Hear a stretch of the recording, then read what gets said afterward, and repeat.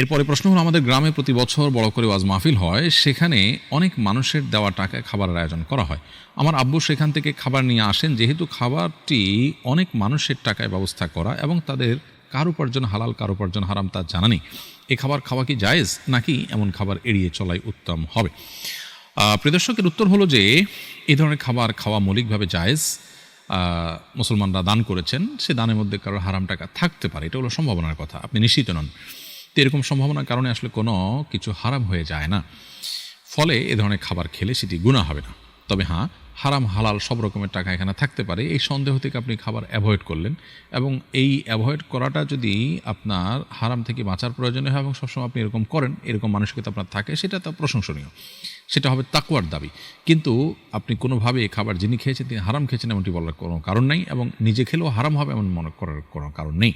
সাধারণত মুসলমানদের দান দক্ষিণা, তাদের খাবার, এটার প্রতি সুধারণা পোষণ করতে হবে আমাদেরকে।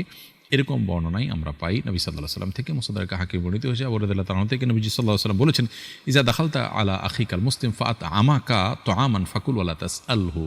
তুমি যদি কোনো মুসলিম ভাইয়ের কাছে যাও, কেউ যদি তোমাকে খাবার খাওয়ায়, তাহলে সে খাবার তুমি খাও, তাকে জিজ্ঞেস করতে যাও না এটাকে হালাল নাকি হারাম।